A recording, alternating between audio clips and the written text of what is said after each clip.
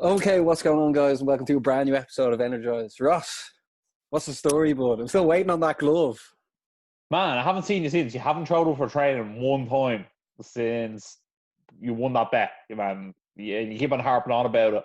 I know I've been out celebrating ever since, man. You know. I don't trust the postal service over here, so I can't be sending it in the post.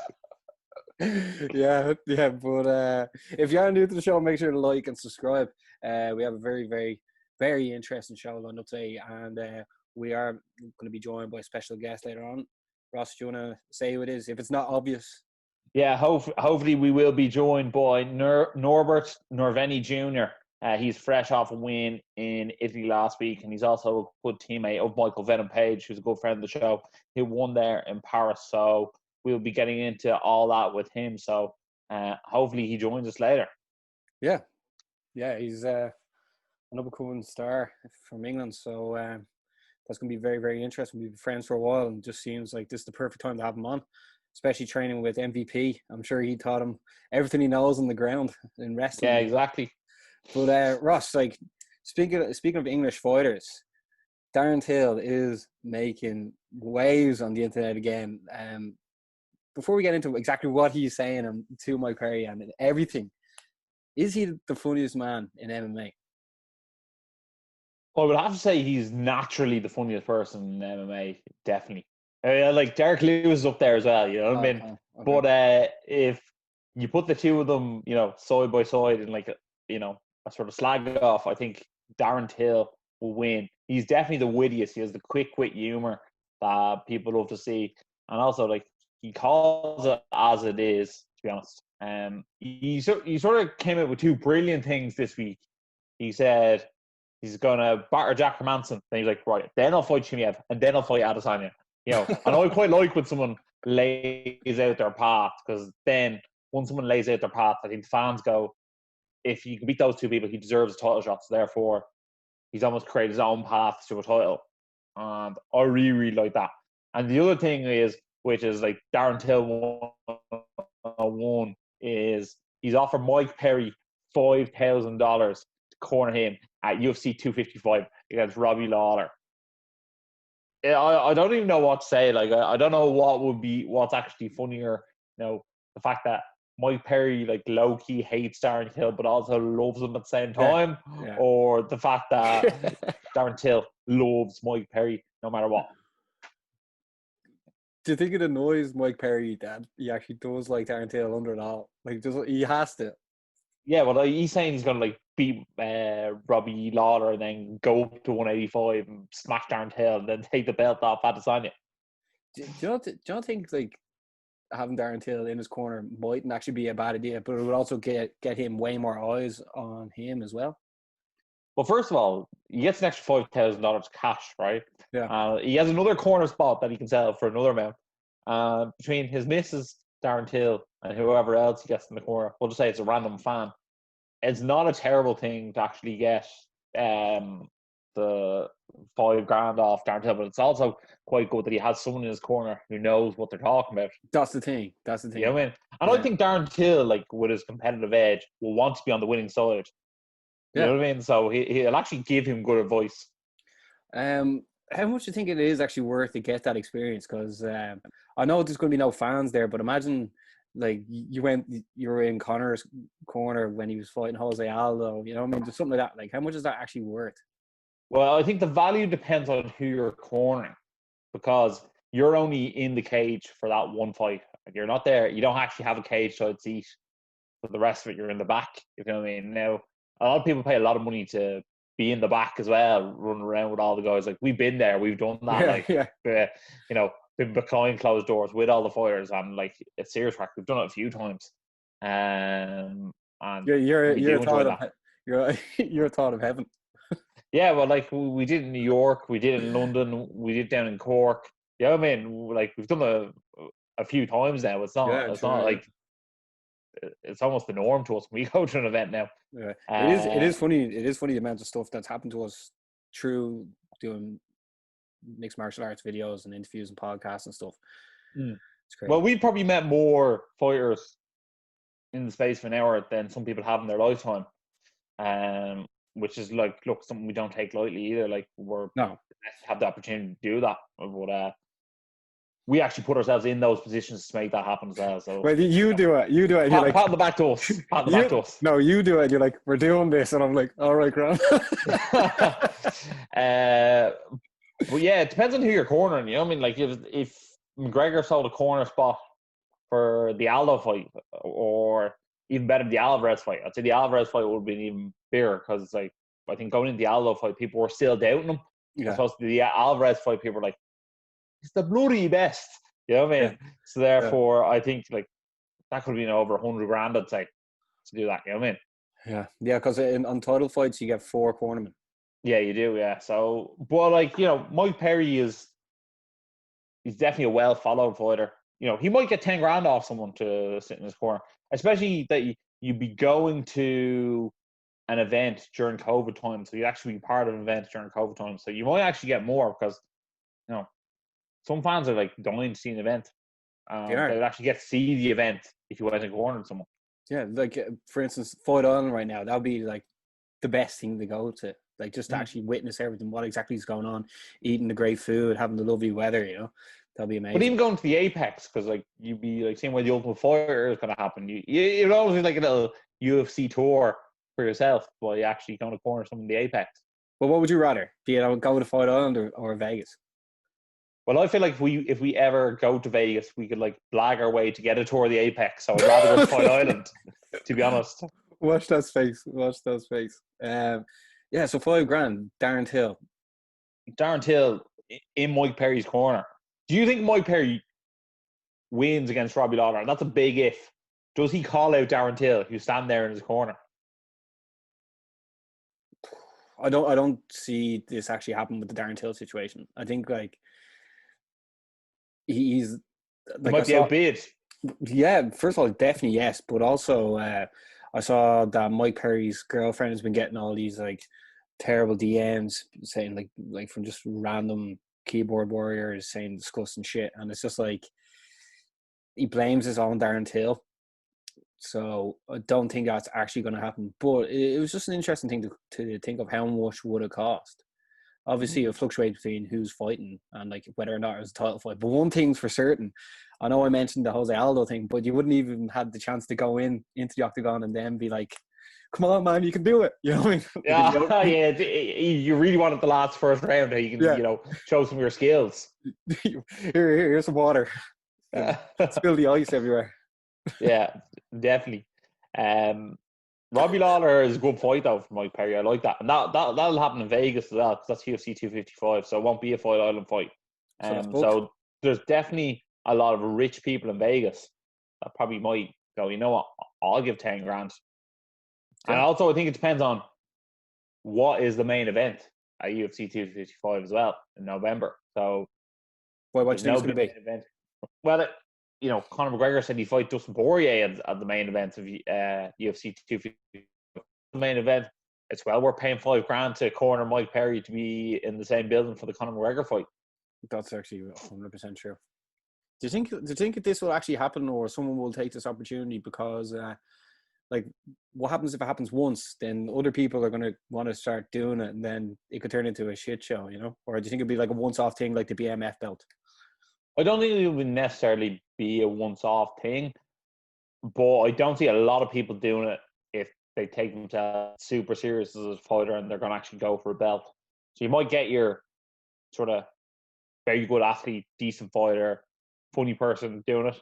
Yeah. But you won't get, you know, you won't get Conor McGregor, you won't get Israel Adesanya doing it, if that makes sense.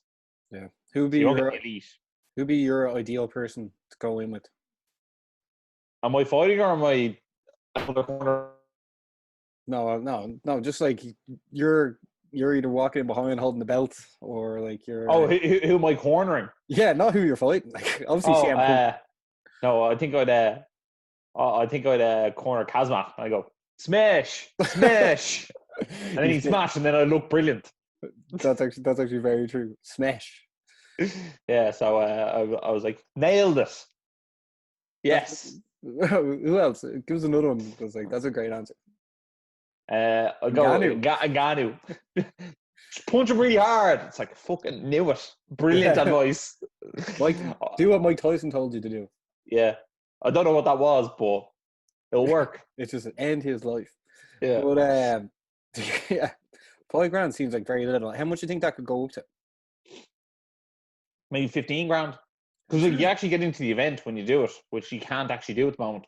Who knows? Gary V is after taking he's now representing loads of fighters, so he could do it somehow by, and like 10 grand's nothing to certain people. Like Roman Abramovich could be like sell the left phalange off the plane, like, you know.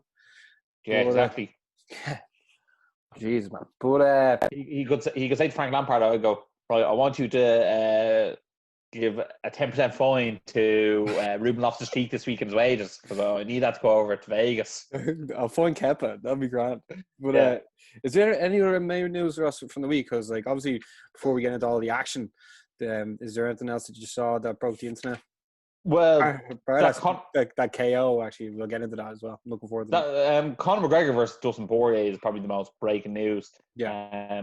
What's the update? Do you have any update? Conor and Dustin Poirier seem to verbally agree to fight, but there is no date. And this is where the problem is. UFC 255 and UFC 256. Conor McGregor says it has to be in 2020. They're the two pay-per-views that are left in the year. The only problem is when you do a pay-per-view, the champions get pay-per-view points. So Conor McGregor jumps in the headlines, UFC 255. Devson Figueiredo is going to get this massive payday for no one buying his fight. And it's not even against Cody Garbrandt. No, it's not. So that would be hilarious because he would never reach a pay-per-view sellout by himself. The only other thing is I could see them doing it UFC 256 in December. It would mean giving Amanda Nunes a payday. But if anyone in the UFC deserves a payday, it's probably Amanda Nunes. So I could see them doing it in December, being the main event there. But there is one other fight that could headline UFC 255. There's been no talk for now. This is just off my own fruition. What about Jorge Masvidal, Gambrel Masvidal versus Colby Covington, the Chaos? I'd love to see that 5 rounds. If you put that up on pay-per-view, that would definitely outsell what was the original UFC 256 pay-per-view main event, Gilbert Burns versus Kamaru Usman. Yeah, Gilbert Burns seems to, his name's not even being thrown around anymore. And well, they're saying that he should fight Leon Edwards, like, for the number 1 contendership. That's the like new sort of thing for him to do. Yeah, it's just I'm just looking forward to seeing what the story is with Kazmat. Yeah, exactly. I want to see him fight. They seem to struggle to get him on Fight Island. He's actually came out this week and said UFC have offered him Wonderboy Thompson and Chris Weidman, the bros, and they both turned him down. They both said they're not fighting an unranked opponent. The bros.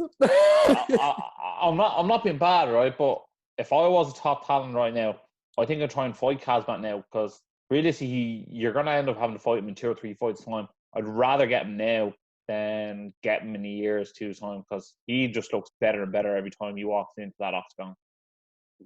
Man, I can't. And especially if you had me in his corner. We're gonna have to get what's the thing when you get people to pay towards something? Patreon. Yeah, we're gonna have to get a Patreon to get you in Kazmat's corner. Yeah. Or GoFundMe. Yeah, a GoFundMe, and you got a t-shirt saying Smesh, SMESH. Yeah. Absolute legend. But okay, that's some interesting stuff. And then obviously next week, Khabib's taking on Justin Gaethje. So like that show is going to be massive for next week. We're already talking about we're trying to get certain people on the show for that because that's a big one. Yeah, it could be some of our biggest guests of all time if it works out. So stay tuned. That's very interesting to say. So Ross, we may as well start at the UFC because obviously Norbert, he fights in Bellator, so may as well save Bellator just before he gets back on, before he comes on. But Ross, over the weekend, UFC Fight Island, Corey Sandhagen took on Marlon Moraes. Corey Sandhagen won. I know on the show, we both actually thought Marlon Moraes would win, but then on the day, I was like, I think Corey will win. Corey Sandhagen got the win. What did you make of the win, Ross? Yeah, it definitely didn't come in the fashion I expected. If you told me there was a spinning wheel kick knockout Which one of them did it? I probably would have definitely put my money on Marlon Moraes doing it. He caught him like right on the forehead, and he went in for the finish. I almost thought the finish was almost an early stoppage, but then Moraes like didn't contest it whatsoever. So obviously it was fine. Great win for himself. He's in sort of dodgy territory because, strange enough, Peter Yan still hasn't been booked to defend his title against Aljamain Sterling. But I think Corey Sandhagen will be actually hoping that Peter Yan wins, because I don't think people will be clamouring for the rematch between himself and Aljamain Sterling. What do you think? No, I'm not really. This I feel bad for Corey Sandhagen, right? Because this fight was totally overshadowed by the viral knockout that happened earlier on in the night. That like no one's even talking. Yeah, that no one's even talking about Corey Sandhagen. The one thing about Buckley with that knockout, supposedly like in the space of a couple of hours had over 5 million shares or views or comments or likes, whatever. It went viral, right? Let's call it what it is. No one tagged him in anything. No one tagged him in anything. Nobody tagged him. I was actually like, because I knew who he was because I watched it, and I was like, UFC didn't tag him. Like a lot of the main sites didn't tag him. I just felt really bad for him. I was like, does he not have social media? Because it was one of those things. Like, I even saw Rob Lipsett share that. You know what I mean? Like, and I think when the ultimate casual. You know what I mean? The casual. He's very casual. Yeah. You and him are best mates now as well. Yeah. Shout out to Lippy. Always give him stick. He loves it though, doesn't he? He actually loves that bit of banter, that fella. It goes to show like casuals are becoming more and more interested in it. Full stop. I think once you get sucked into the MMA world, you can't get sucked back out. You know? No, it's very, very hard to.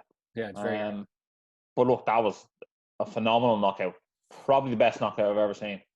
Yeah, I just can't believe your man Buckley because me and you, we do all this sort of social media stuff. We keep an eye out for tags and just the general like locations and hashtags, all that sort of crap that people wouldn't really like keep an eye on if they weren't sort of doing this sort of for. Oh yeah, what we're here about is actually I just want to give a quick shout out to all the boxing lads over in Poland. I think did 6 out of 7 of them win? No, 5 out of 6 won. 5 out of 6 won. Sorry, I apologise. Also, Slater Sports Consultancy, is that it? Yeah. They didn't tag any of their lads in their post either. I was like, what are you doing, lads? Yeah. Simple. You just have to tag the people how they can get more followers. You know what I mean? Like, very easy, lads. Yeah. I must send them a DM to let them know that. Yeah. Yeah. Because we actually know them, so it's different. Yeah. No. UFC. They should have tagged him. Island. He was robbed of a couple of 100,000 followers, like. Oh yeah, definitely, and also makes him like a bigger name in the middleweight division. Yeah, I think he should fight Kevin Holland next. I think like that's a match made in heaven. Did not already fight Kevin Holland? I actually think he lost to him. Yeah, give him the rematch. Okay, but like you just know it's a good fight. Yeah. Like that was a great fight itself. Anyway, but that knockout was just absolutely insane. Yeah, but then also Edson Barboza. Finally got the monkey off his back. He got the W in the featherweight division against Makwan Americani. What did you make? Yeah, he won all 3 rounds. I was very, very impressed with him. I thought it was a step up too far in competition for Makwan. I think Makwan sort of alludes that in his post afterwards. But Makwan's young; he'll be back for it. But look, we saw Edson and he lost a close decision to Danny Oi. Edson could easily be a top 5. Top 3.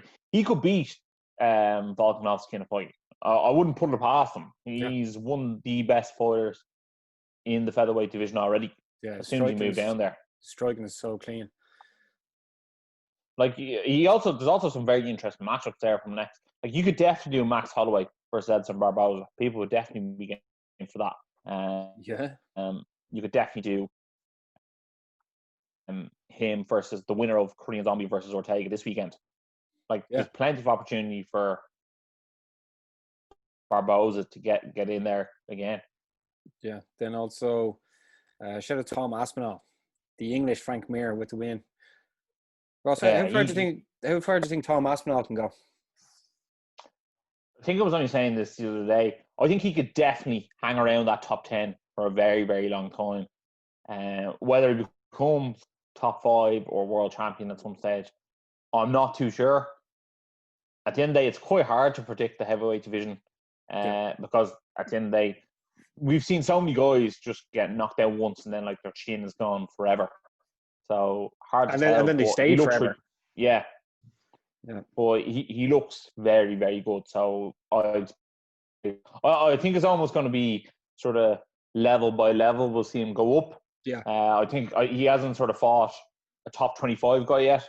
We'll see him in that bracket and then see if he gets on there. And slowly but surely goes up. Yeah, it's who in the heavyweight division do you think is like the biggest one of the biggest prospects for people to look out for? I'd say he's definitely there. Yeah. I can't think of the guy's name. You might think of his name. You know, the guy with the mullet from Canada.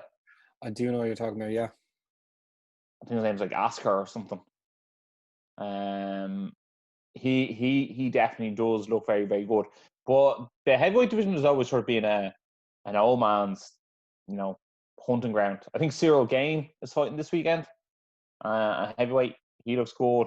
And why not say the crochet boss?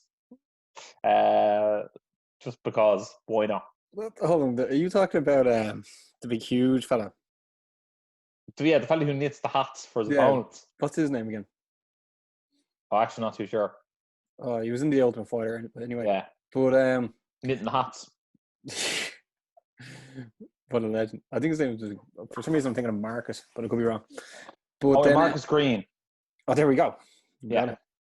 All right. Then obviously your mate Ben Rothwell lost to Marcin Tybura by decision. Yeah. Look, these two guys I don't think are ever going to crack into the top 5 of the UFC. They're just for collecting paydays, really, let's be honest. Yeah, I just wanted to mention it because you gave him an honourable mention last week. But Ross, we were talking on the phone over the weekend, and Tom Breeze actually, he looked quite good. Yeah, he's training mates or training partners with two of our good friends, the Edwards brothers, Fabian and Leon. It was a very strange knockout. He knocked him out with a jab. I can't remember the last time I've seen someone knock him out with a jab. I actually think it was like Anderson Silva versus Forrest Griffin. But there you go. He jabbed his way to victory. It was a very nice jab. Yeah, I think our man was undefeated as well. Was it Bular? Was it? He was undefeated. Yeah, Bular. Yeah, 8-0. He's obviously never faced anyone good. Yeah. Then this weekend, Ross, Brian Ortega is taking on the Korean zombie Chan Sung Jung in the featherweight division. This fight has been going, like, it was announced like a long time ago. These two lads have been going back and forth online. Brian Ortega hit Korean zombies like Asian. I think he was like a translator. I thought he was an actor. Yeah, but I think he was there to be the translator. Jay Park, I think his name is. All right. I thought he was some like K-pop dude or something, No, he is, yeah, but I think he was like there to be. He was like, oh, my mate who's also going to be my translator for the day. If you know what I mean. So yeah, Brian Ortega hit him a slap, which seems like very out of character. Brian Ortega as well. Yeah. But look, these two are going to get it on in the octagon. They seem to have like squashed the beef now that they're signed to fight each other. Because I think these two, like, they seem quite intelligent. Like Korean zombies serve in the military and stuff like that. So like, I think that will sort of serve to him. And they know they're going to get in the octagon and like punch each other, so they don't need to have this heat outside. They'll be able to settle their beef in the octagon. This could be a number 1 contender fight as well for Volkanovski. I think Ortega, this is the first time he's fought since he lost to Max Holloway. That's exactly what I was thinking. A very, very long time ago. And he was beaten down then. He was. You know what, maybe need the time off, but he gained a lot of credibility for his toughness in that fight. Yeah. He wasn't going anywhere. He was undefeated as well, wasn't he? He was, yeah.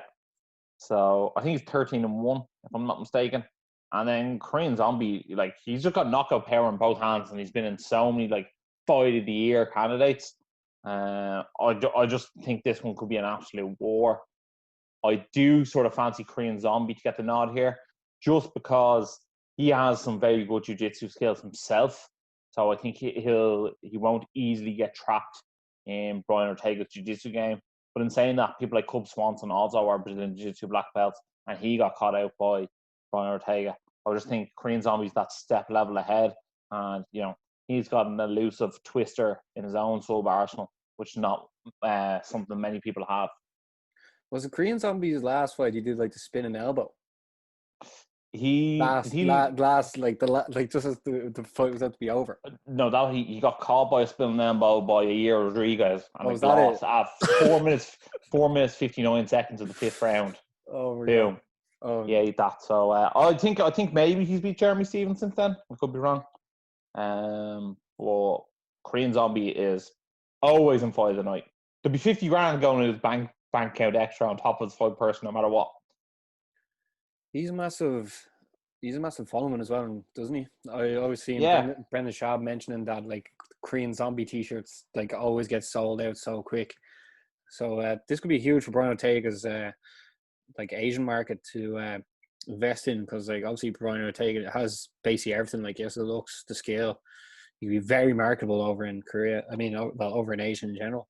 But I know we could eventually change our minds at the end of the week, but I do agree with you. I think Korean Zombie will win this. I think it could be a bit of a not as brutal as a Max Holloway fight, but I could see bit of rock'em sock'em robots. Yeah, Brian Ortega just didn't look. He doesn't look like he has enough pop in his jab, or you know what I mean. And then like I do agree with you. He doesn't look like he has enough pop in his shot, and also I don't think his wrestling is good enough. Obviously, his jiu-jitsu is incredible, but I think he struggles to bring it to the mat. He's a bit like James Gallagher, isn't he? Yeah, in certain ways, I think he is. Now, I don't know whether he'd be like James is as durable as Brian would be, but in terms of like he wants to get it to the mat and try and get the sub, definitely. Yeah. Also, I think Brian Ortega can also get a bit bigger. He was very like like almost too lean, like but not shredded, just sort of like skinny fat. Skinny fat, yeah. But he also does hold a knockout over Clay Guida via knee, so he well, that's a knee. He does have some knockout power in the L knees. All right, and then you mentioned earlier someone to look out for, Cyril Gain. Yeah, in the heavyweight division.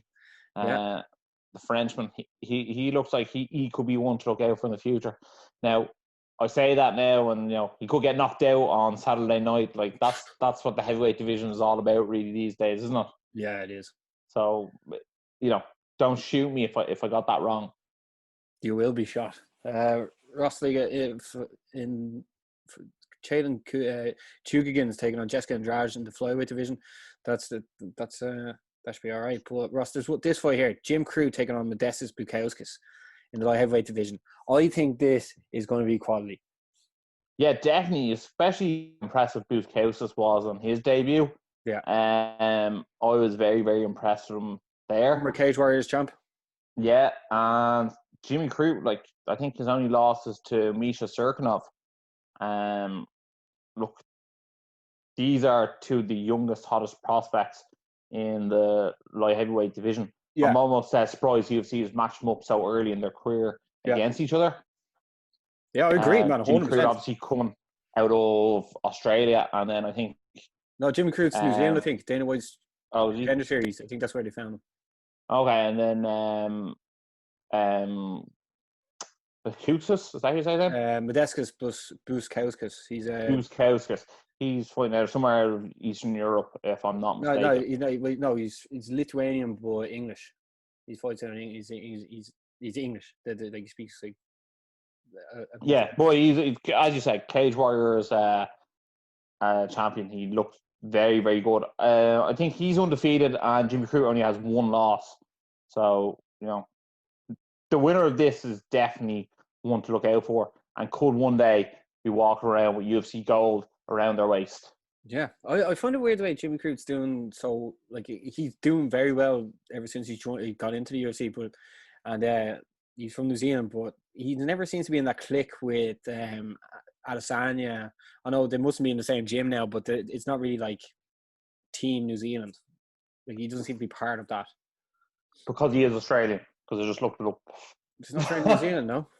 I don't know, but he's born in Australia. Maybe he's Team Whitaker instead of Team Adesanya. Could be it. But I actually remember who I was thinking of earlier with the mullet. It was actually Tanner Boakes who lost a Cyril Gain. Cyril Gain's undefeated. So there's the two young heavyweight prospects to look out for, as well as Mr. Aspinall, the English Frank Mir. Yeah. So what do you think of Basmo? Sorry, for which one? You look like you're about to say something. I think you were like still hung up over Jimmy Crute. I know, man. I just next time you're gonna absolutely ruin me on the show, let me know in advance, right? But no, I'm joking. I'll try my best. No, but I just saw here. I was looking at the undercard. James Krause was fighting in the welterweight division. He's doing very well with his coaching as well as fighting. Like he showed up there recently on like a day's notice or something. He was coaching something, and then he fought, didn't he? In his last fight, I think he fought a UFC 247. He did jump on a short notice. Yeah, that was the Gaethje Ferguson card, I think. And he was like, I think someone's opponent pulled out, and he's like, sure, I'll step in the fight. And I think he lost a split decision. Yeah, James Krause is always very, very game, so it'll be interesting to see him. Also in the bantamweight division, Saeed Nurmagomedov, Khabib's, I think it's his cousin, is fighting on the show. He's 13-2, so he's definitely someone to look out for as well. Yeah, and shout out to the Welsh Mike Tyson, John Phillips, this weekend as well, taking on John Young Park. Well, it has to go better than the last fight for him. Yeah, well, like there's some decent scraps on this weekend anyway. So, but anything else to say about the UFC before we move into the Bellator? No, I think that's very well covered. Bellator also had some fantastic fights on in Paris this weekend. Basmo, how much do you love watching fights before 10 o'clock? Oh man, Joe, when I know it's Bellator and it's not the UFC. Like the UFC is always on so late, but you get that feeling that like what Americans are getting when they're watching the fights at like respectable hours. You know, like yeah. I get it for work at 5 o'clock in the morning, so like to be awake for fights and it's 5 o'clock in the morning and the main event isn't even happened yet. It's such a mindfuck. But yeah. Imagine you worked on a Sunday morning. You'd have to leave as like the co-main event was walking out. No, remember I had to do that for UFC 200 and like the main event hadn't happened yet and I had to leave. But it's like Bellator need to like make things easier. I know they do a good job of putting on the YouTube channel. That's grand, but then the way they have it like go on a one channel this time. Yeah, for one show to be on, you have to like change over 3 different platforms. Is not great. Yeah. Now, like for us, diehard fans, we'll do it, but we'll do it. It's an inconvenience. Yeah, it's inconvenient for the people that wouldn't be overly intrigued to watch it. You know what I mean? But I'm sure they'll get better over time. Like they just got they just got a contract with the BBC there as well. So Bellator is getting bigger and better. But Ross, we may as well start off with Michael Van de Page beating Ross Houston by decision. Going into this, we both thought MVP would win. I know we previously had MVP on the show and Ross Houston on the show, so that was actually slightly difficult picking one of them to win. We hadn't been in that situation before, but I thought Ross went in and gave a good account of himself. I think even at the end, you could see them both talking to each other, and they were just like they really respect each other after. You know what I mean? And like MVP makes light work out of most people, but he was very impressive. MVP. He showed other attributes he had to his game, like on the ground, which like nobody like really knew what to expect of MVP once he got taken on the ground. But very impressive. Yeah, I think it's quite funny that because MVP is so good at striking, people just seem like he's an absolute fish out of the water on the ground. Yeah, and like somebody who's that talented at striking can clearly put that effort into his jiu-jitsu and his wrestling, and like he'll be good at that as well. He's never going to be as good a grappler as he is a striker, but like that's like saying Khabib is never going to be as good a striker as he is a grappler. You know what I mean? Like those two things are just like the way it is. Kazmat, on the other hand, has it all. Kazmat has it all, yeah. Yeah, but like Kazmat has been doing it all. Yeah. Look, MVP, he came out and he showed us like point-style karate fighting. The first round was actually quite close because I thought MVP was winning the exchange on the feet. then Ross Houston got him down and got on top, and then sort of more so held him there for the round. Yeah. But then round 2 was very clear for MVP. Yeah. It was interesting to see MVP come out with his hands up in the second round. It's not something we're used to seeing MVP with. Yeah. So obviously, Ross Houston gained his respect in the striking elements as well. Yeah. And then we actually saw some counter wrestling as well from MVP. So maybe Norbert can give us a bit of inkling into his wrestling there. But very, very impressive and a real professional and seasoned veteran performance from MVP. It really was. It really was. It was cool to see that MVP had that in him, because obviously his only loss was to Douglas Lima, and then that came very early, so you didn't get to see his whole repertoire. But no, I thought that was a good fight. Obviously after the fight, Michael Venom Page said that he couldn't really kick because the ground was slippery. So like he overcame that situation as well. And then some of the fans in the arena were booing as well. That's what he said. I heard you said to Ross Houston after. They were like, he was like, the fans have said nothing all night. Now they start booing. I think it's just once you have a few drinks, people are just like, boo, boo. Yeah, but what fans? There was only like professional people in the arena. No, there was fans in the arena, man. I think. Was there? I didn't really hear them. Yeah, they were quiet until like they started booing. Oh, well, maybe it was like a bit like on Sky Sport and someone hit the boo button. No, I didn't actually notice the fans. I didn't actually notice the boos either. But then again, I like once the fight was over, I knew MVP won 2 rounds and 1, so I wasn't as dying to see the post-fight interviews. I was paying probably less attention than I probably should have been then. Yeah. So yeah, well, you're there for the fights and not really the fans. It's like, what are the fans doing? Are they eating popcorn? What did they eat in French? It's like a big box of snails. But man, what are you talking about? They're all chomping on baguettes and croissants. Chomping on escargot, bro. But some other fights happened on the card. Ross, like Mads Burnell got the win. Oliver Enkamp got the win as well. He keeps racking up. He's doing quite well at Bellator. And then I'll jump onto Timothy Johnson then won the main event against Cheick Kongo by split decision. I felt really bad for Cheick Kongo. In fairness, the judges I think were Sal D'Amato and a few others. They were all flown over from America, so it's not like he got the role with the French judges over there. Yeah, that's true. And then, so the judges were actually Americans, so they're actually on Timothy Johnson's side. Demand the recount. But shout out to Kieran Clark who got the win as well. And then Logie Bear weighed in, faced off, and then the fight got pulled.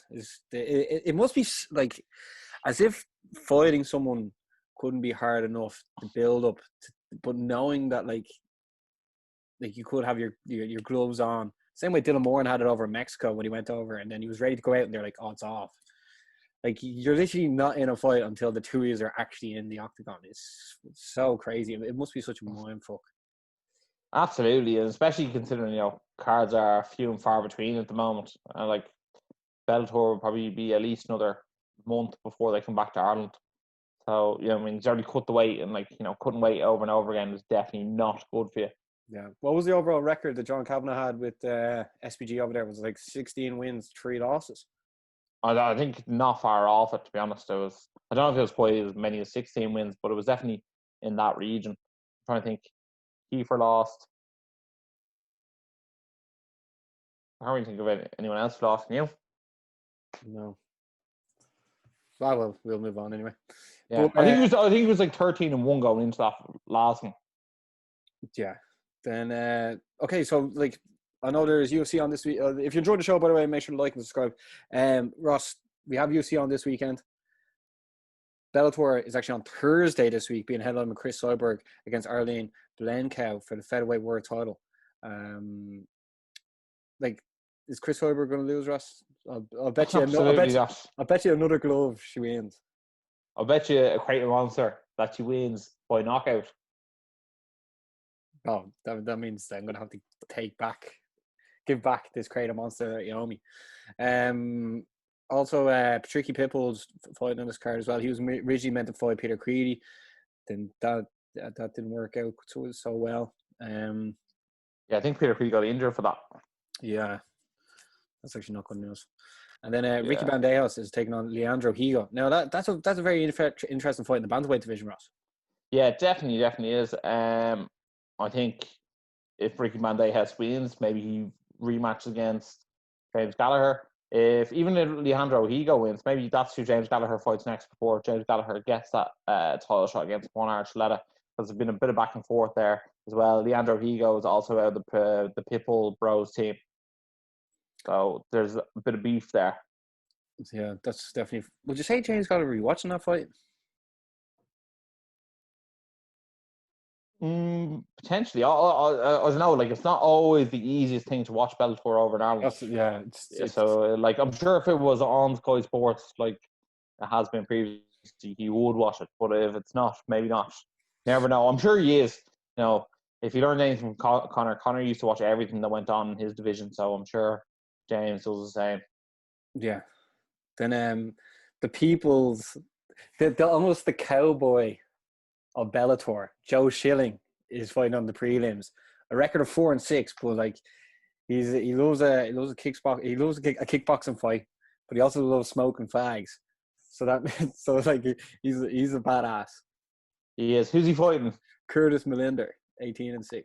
Oh no, I think Curtis Millender's definitely gonna win. Yeah, same here. But yeah, he was like fighting the UFC and then like I think it was 17-3 in the UFC, so it's not like he had a terrible record. And now he's over in Bellator. I just fancy Millender to win. If it goes to the ground, like I don't really like Joe Schilling's chances. Yeah, I don't think Joe Schilling likes Joe Schilling's chances if it goes to the ground. But Ross, it was also announced that Cage Warriors are going to be doing another trilogy in December. I think it's around the 12th of December. So that's something that I look forward to as well. You know what I mean? Obviously, all the lads are back in action then. Yeah, we'll see Ian Gary, we'll see Paul Hughes, John Mitchell hopefully as well. Dylan Took might be on this card as well. Leon Hill maybe as well. So hopefully we'll get to see a few people with full camps. Great Rock, James Webb, the whole 9 yards, and hopefully they do Paul Hughes for a title against Morgan Chapa. That'll be good. And then I say Paddy Pimblett will be back then as well. But Ross, is there anything else to say? Because hopefully, ideally, touch wood, like we're gonna end up cutting to the next scene, which is Norbert next. Yeah, hopefully so.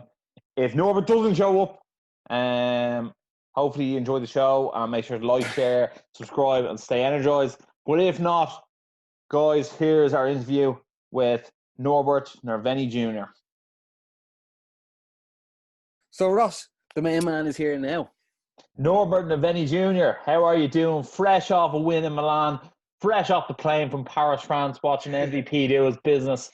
How are you feeling?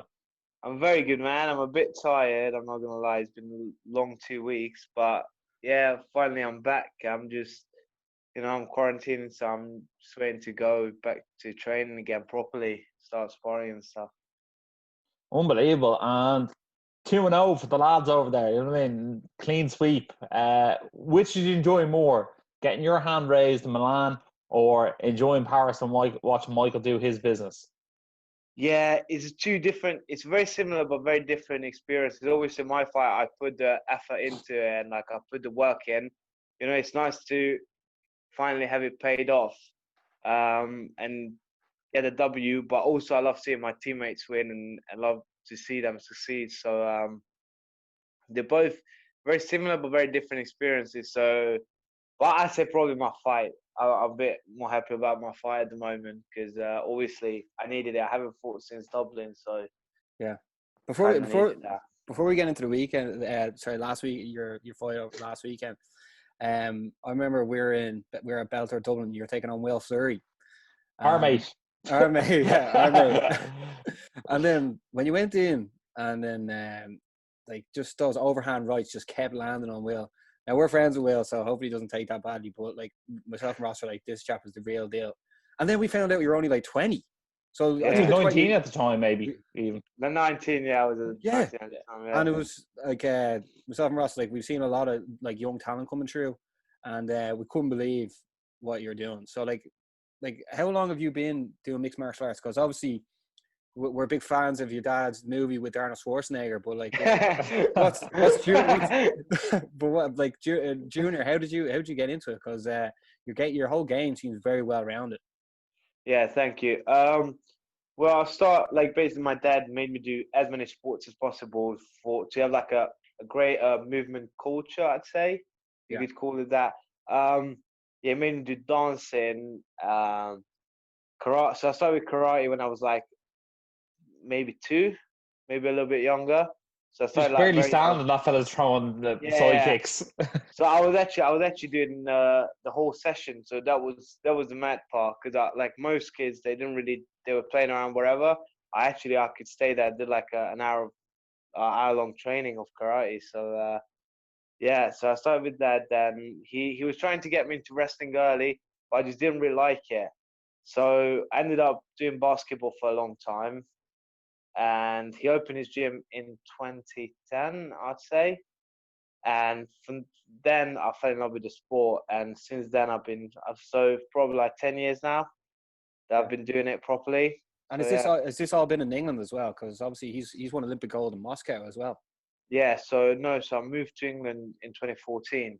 So from 2010 till 2014, I was training, maybe even like 2009, maybe something like that. I'm not sure, but since then, until 2014, I was training with my dad in his gym, at his gym. And then when I moved to England, because my mum was living here, so basically my dad was like, "Listen, try to find a gym. Worst case, you come out here for a year, learn you learn how to speak English properly, and then you come back and train with us, and train with me." And then I came out here. I found London Shoot, where I trained with Will, and I fell in love with the gym. Like literally the whole atmosphere and the coaching and everything. And it was very far from my house, from where I live. It was 2 hours there, 2 hours, like 3 buses there, and the same on the way back home. So when you're 14 years old and you're doing that, like that's a lot of effort. Yeah. But That's just the love and commitment for the game, though. It is. Yeah. Isn't it? I just knew something was gonna happen with me there. Like they already had UFC fighters and Bellator fighters, and I was like, they know how to get in there. They got they got the key to the big shows. So and then the more I was training with them, the more I realized that my coaches are like geniuses. So yeah, I'm in love with the gym. I'm in love with the people in the gym. With everything really. I'm super blessed. Yeah. Sorry, I was jumping around there when my laptop was about to die. I was like, "Don't die!" But tell us this, Norbert. Because your dad was such a successful athlete, do you feel like that puts a bit of pressure on you? Or do you feel that pressure? Or is your dad very supportive? Yeah, everyone always asks me that question, because it would be a different story if my dad would make me do it. If it was him who would be like, "Yeah, you have to fight, you have to do this and that." But luckily, I'm so lucky, because this is my life. Like I'm in love with it, and obviously there's that. I don't feel pressure, because it's gonna sound bad, but I feel like I'm gonna outdo him in a way. That's a tough feat to do now. Yeah, it is super tough, but I just I don't know. Who would you have to be in a movie with to outdo your dad? Because he was with Arnie, so like, who would you have to be with? I don't know. You'd have to be with The Rock. Yeah, that wouldn't be bad, to be fair. But I wouldn't outdo. I don't know if I would outdo him there, because you never know. But like in sporting wise, I feel like I'm gonna outdo him as in on a global level. Like I'm 100% sure that I will be a world champion, and because of that, I will have a bigger worldwide audience than him, if you get what I'm trying to say. Yeah. So I'm gonna outdo him that way. I feel like I'm gonna be a bigger name in combat sport. But he's not. He doesn't mind it, because he tells me that he has always been telling me that they told me to do good, so I take his name on. Because then if I go fight somewhere, everyone's gonna be talking about him, like we're talking about him right now. Yeah. So no, I'm joking. There was just so much talk about your dad. Like for people that didn't know, like. Yeah. We had to like explain to him, because it was 100%. Yeah, but like that's unbelievable. Yeah, he's happy. Like as I said, I think he was quite smart. Well, clearly he was, because he knew this was gonna happen. So I think he was a bit smug about it as well. He's like, "Yeah, do your thing. Just take my name. Like, everyone's gonna be talking about me anyway." So. and Norbert, in Milan, like obviously your wrestling is like a different level, and like we even saw against Will, because like Will's wrestling is very good. He's a good grappler, but like you outworked him on the ground too. Do you feel out of all the middleweights in Bellator, you have the best grappling out of all of them? Maybe not the best, but one of the top grappling. I do believe, though, even though I would draw wherever, I do believe I might have the best striking or one of the best striking in the world. I know the style I've got. I know how I deal with people. I was probably world champion K1 fighters and this and that, and even this fight, even though I got dropped, because I got dropped because I was an idiot. So we got a guy in who fights exactly like that guy, and we knew what was going to happen. We knew everything. Literally, my coach drilled it with me just before I flew out because we knew what he was going to do. And I was just too relaxed in there, and I wasn't moving my feet fast enough. And then I came back to fight too early and stuff like that, and that's why I got caught. But I feel like my grappling is probably one of the best in that division. My striking might be I feel like my striking is one of the most elite striking in the whole division. So I haven't really had time or like the opportunity to show it. Do you think that maybe going forward, you might have an all-British affair with Fabian Edwards down the line? Because I'm sure he also thinks his striking is top range as well. Also, he fought a teammate of yours, Mike Shipman. So I was going to say that. So I'm not thinking about any of those guys at the moment. I want Shipman to get his hands on them because I know, like, if you've seen the fight, Shipman won that fight. There was a split decision, and Shipman wasn't really himself. I'm not even going to lie. So that was extremely close. That fight was extremely close. Yeah, extremely close. I feel like he won it, and Shipman just wasn't himself. So I know when there's going to be a rematch, Shipman's going to get a W. Same as with Mustinis. He was winning that fight until he made a little mistake. So I want him to get those guys. But at the end of the day, I'm going to be the world champion. And in order to be the world champion, I'm going to have to go through everyone. So I'm pretty sure I'm going to be facing these guys. Norbert, I think I was just going to say, I think if you keep going the way you're going, like you can only fight so many people before you're up facing those guys. Yeah, I think like it probably will be sooner rather than later. Just seeing how easily you dispatched your last few opponents. Thank you. Well, no, I feel like I can't rush it, man. Like I still make mistakes. Like with my last fight, I made mistakes. I feel like I made a bit of a meal out of like not taking anything away from him. I've got a good relationship with Will. We speak to each other. Like he's like a legit guy. But I feel like after that many knockdowns, I feel like I made a bit of a meal out of the fight in a way. Do you get what I'm trying to say? So you feel like maybe you should have got in and got the finish. Yeah, not in a disrespectful way, but like I feel like I could have done it. So until I make these mistakes, I know that I'm not ready for a title fight. And I know I make similar mistakes in training sometimes.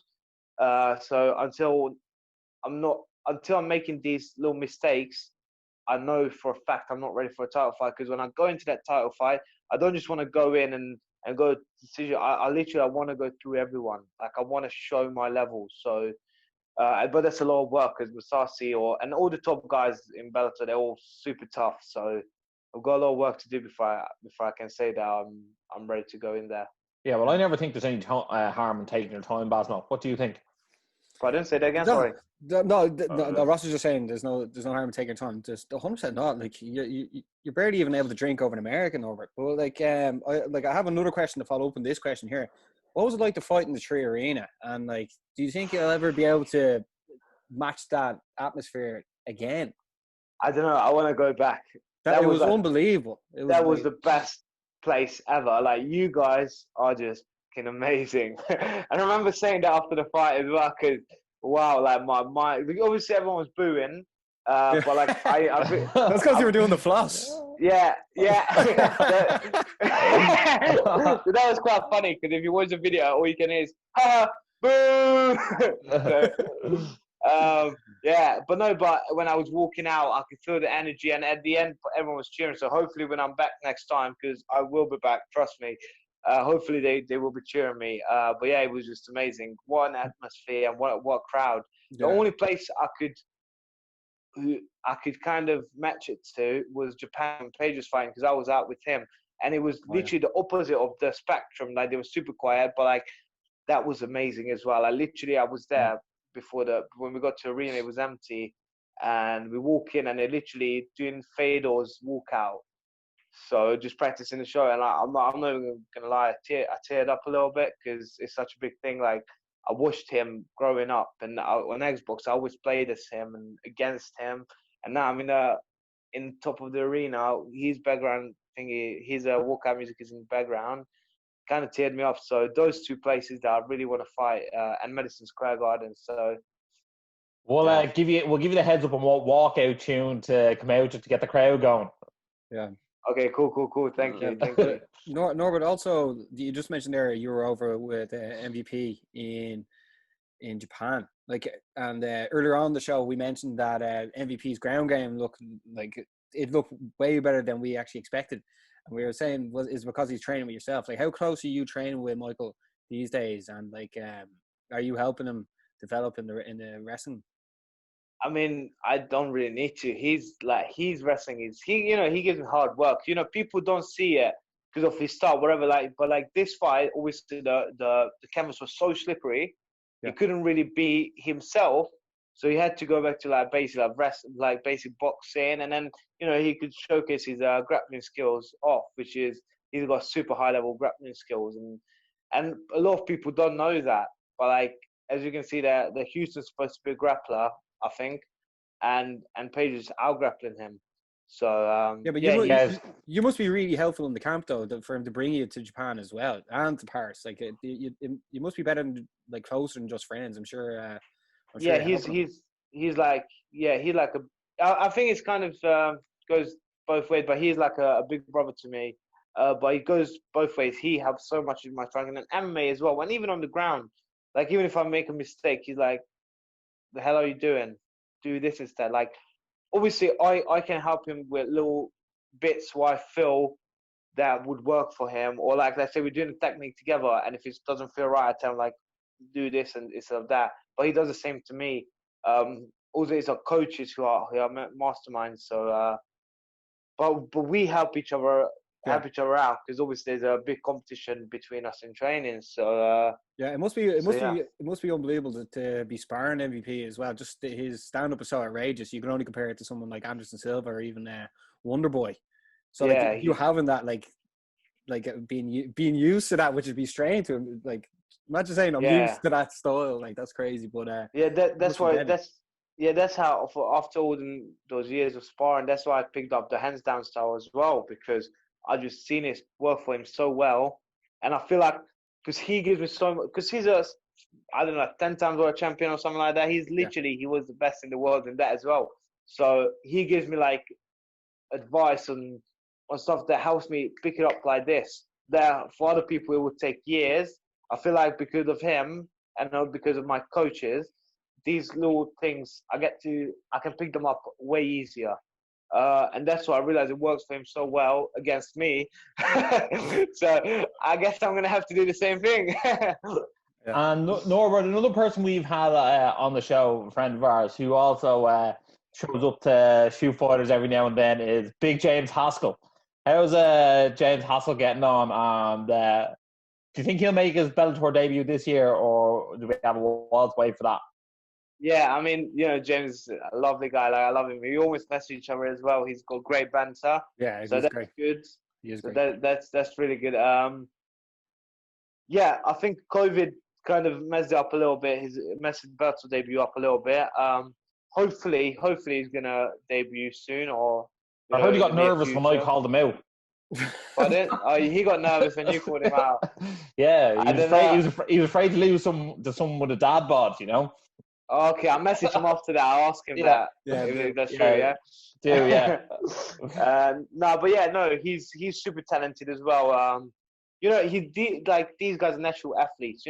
There's a reason why he was like one of the best, if not the best rugby player in the world, because he's just natural athlete and he's a heavyweight who's ribbed. Like, he's a unit. Yeah, he's like massive. I stand next to him and I feel like I'm like, get out of here. Like, I don't want to be next to him in a mirror because he's just massive and jagged at the same time. But yeah, he's a natural athlete, and he's been doing it with London Shoot for some time. So when he was playing rugby, since he was like a teenager, he's been coming down to London Shoot to wrestle. So it's not even that it's so far from him. Like he's got a little experience. Yeah, another question over, right?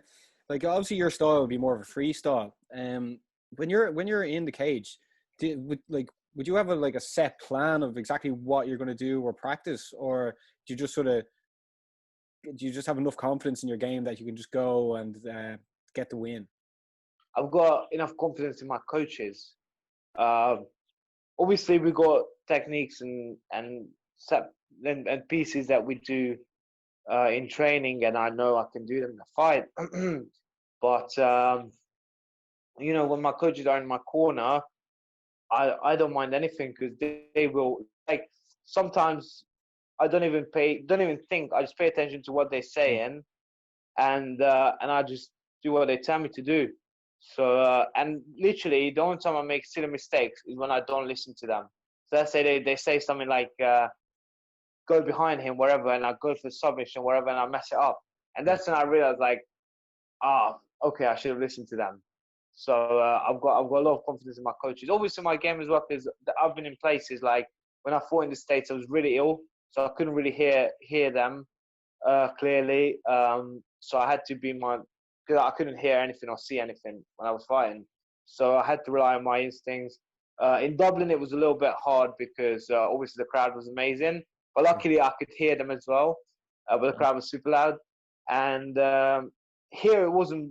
Here in the States, it wasn't too bad. It's just because I got robbed, I had to get my shit together a little bit before I could hear them again.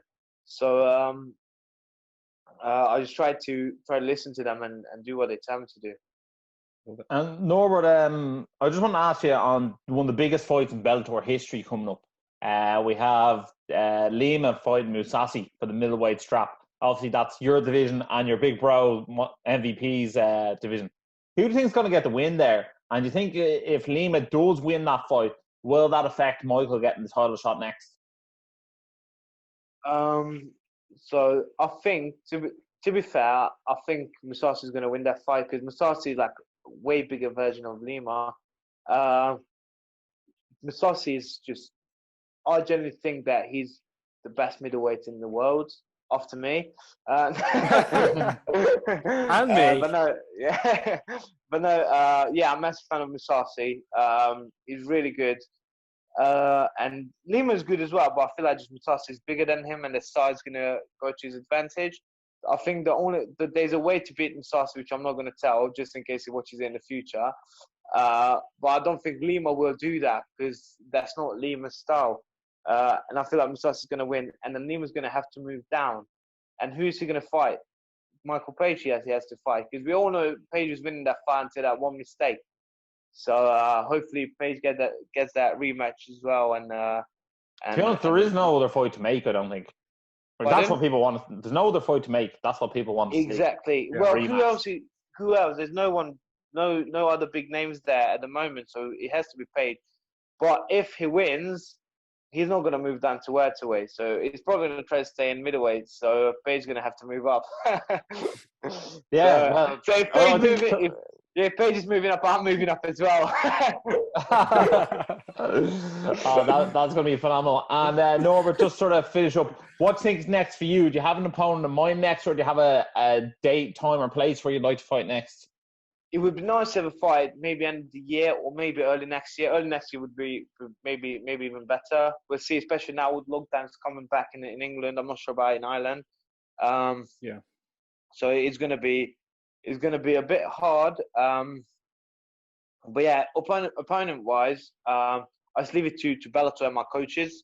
As I said, at the moment, I don't feel like I'm until I make these little mistakes, which for a lot of people it wouldn't be big or whatever, but to me they're massive mistakes. And until I make these mistakes, I don't want to be calling people out. I don't want to do this and that. I want to make sure that I'll keep my head down in a way. I just go through people. I do what I do, and eventually, when I know that I'm ready for a title and be a top contender, I will. Like, don't get me wrong. Even now, I feel like I'm ready for that. is just I have to be myself. If I'm myself, I am one of the best in the world. I can be in the top 5 in the world. I believe that. I really do. But I have to be myself. If I'm not myself and make little mistakes like last fight when I was too relaxed, that's usually I'm not that relaxed in the cage. Then I make silly mistakes. So I need to make sure that I get rid of these mistakes, and then I'll be ready to call anyone out and fight anyone in the world. But at the moment, I just need to know my place a little bit and get my shit together in a way. Yeah. Random question: Have you got any brothers or sisters? Yeah, I've got a big family. My dad's got 3 kids from 3 different women. So I've got an older sister in Hungary and a little brother in Hungary. And I live with my little brother and little sister here in England from my mom's side. Yeah. Yeah. Do they compete in mixed martial arts as well? So my older sister, she was a European champion, point kickboxer like Paige.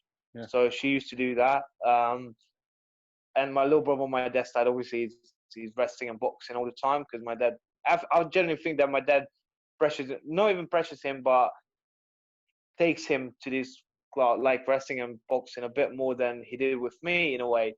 Yeah. And obviously here, my little sister, she's too fragile and too much of a princess, but like I make her do boxing and take her to do jits and stuff like that.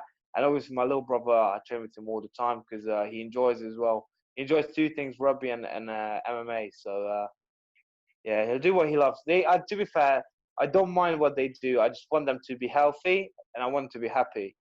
And if they can defend them, and always to be able to defend themselves. If they end up fighting, okay, I'm not too happy because it's a hard life. But if they're happy doing that, that's good. But yeah, I just want them to be healthy and happy and be able to defend themselves. I think that's the perfect way to end it, Ross. Yeah, what a lovely guy. By the way, Norbert, you have fantastic hair. I didn't get to say that throughout the show. Really love it. It's great. But Thank you. Guys, we'll make sure to drop all Norbert's social handles over the next coming days. So don't worry, you'll get the new followers in the door. My ma's been waiting for the show to follow you. So guys, make sure to like, share, subscribe, and as always, stay energized.